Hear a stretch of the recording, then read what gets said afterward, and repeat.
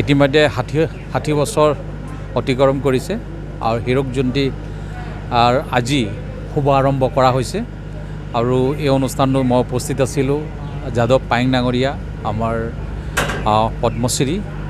আৰু নিশ্চয় টেঙাখাত অঞ্চলত একমাত্ৰ উচ্চ শিক্ষাৰ এখন শিক্ষা অনুষ্ঠান হৈছে টেঙাখাত মহাবিদ্যালয় আৰু নিশ্চয় আপোনালোক জানে এজন তেওঁ প্ৰিন্সিপাল আছিল অধ্যক্ষ আছিল যোগেশ বৰগোহাঁই ডাঙৰীয়াৰো ইতিমধ্যে বক্তৃতা অনুষ্ঠান আজি ৰখা হৈছে আৰু হয়তো বহুত ল'ৰা ছোৱালী ইতিমধ্যে তাত পাৰ্টিচিপেট কৰিব অংশগ্ৰহণ কৰিব মই কলেজৰ মই আশা ৰাখোঁ যে 60 বছৰ ইতিমধ্যে অতিক্ৰম কৰিছে আৰু তেওঁলোকে যিবিলাক কাৰ্যসূচী এতিয়া কৰিব যাতে সুকলমে যাতে সম্পন্ন হয় আৰু মই ইয়াৰ বিধায়ক হওঁ নিশ্চয় বিধায়ক হিচাপে যিখিনি কৰণীয় আছে নিশ্চয় কৰিম কাৰণ এইটো অঞ্চলৰ একমাত্ৰ শিক্ষা অনুষ্ঠান হৈছে টেঙাখাত কলেজ। মই আমাৰ টেঙাখাত মহাবিদ্যালয় তথা টেঙাখাত অঞ্চলৰ বিভিন্ন ব্যক্তিয়ে আজি আহি আমাৰ মহাবিদ্যালয় এই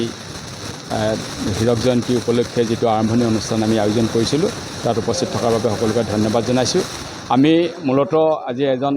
পৃথিৱী বিখ্যাত ব্যক্তিক আমি আমাৰ অনুষ্ঠানলৈ আমন্ত্ৰণ কৰিছিলোঁ আৰু তেখেত হৈছে পদ্মশ্ৰী যাদৱ পায়েং। তেখেতক অৰণ্য মানৱ হিচাপে বিখ্যাত। আমি আমাৰ টেঙাখাত মহাবিদ্যালয়ৰ ছাত্ৰ ছাত্ৰীসকলৰ লগতে টেঙাখাতৰ যিসকল বাসিন্দা যিসকল টেঙাখাত মহাবিদ্যালয়ৰ শুভাকাংক্ষী তেখেতসকলৰ লগত চিনাকি কৰি দিয়াৰ উদ্দেশ্যে আমি এই ব্যক্তিজনক আমি আমন্ত্ৰণ কৰিছিলোঁ আৰু তেখেতৰ হতুৱাই আমি এটি গছপুলি ৰোপণ কৰিছোঁ আৰু গছপুলিটো হৈছে যে আমাৰ ৰঙা চন্দন গছ পৃথিৱী বিখ্যাত ৰঙা চন্দন গছ। এই চন্দন গছৰ যিটো মহত্বৰ কথা ইতিমধ্যে আমাৰ যাদৱ পায়েং ডাঙৰীয়াই কৈ গৈছে। গতিকে আমি এই পুলিটোৰ যোগেদি আমি আমাৰ টেঙাখাত মহাবিদ্যালয়ৰ প্ৰাংগণ আমি সেউজীয়া কৰি ৰাখিম আৰু এইটো পুলি আমি জীয়াই ৰাখিবলৈ সংকল্পবদ্ধ হৈছোঁ আৰু এনেদৰে নৱপ্ৰজন্মক এই ব্যক্তিগৰাকীক আমি চিনাকি কৰি দিবলৈ পাই আজি গৌৰৱ অনুভৱ কৰিছোঁ আৰু তেখেতৰ আদৰ্শ আমাৰ ছাত্ৰ ছাত্ৰীসকলে বা টেঙাখাতবাসীয়ে গ্ৰহণ কৰিব বুলি আমি আশা ৰাখিছোঁ আৰু সকলো লোকে পুনৰ শুভেচ্ছা জনাই ধন্যবাদ জনাই মই এনেধৰণৰ অনুষ্ঠান পাতি যাবলৈ আমি সংকল্পবদ্ধ হৈছোঁ। ধন্যবাদ। হ'ব হৈ যাব খানা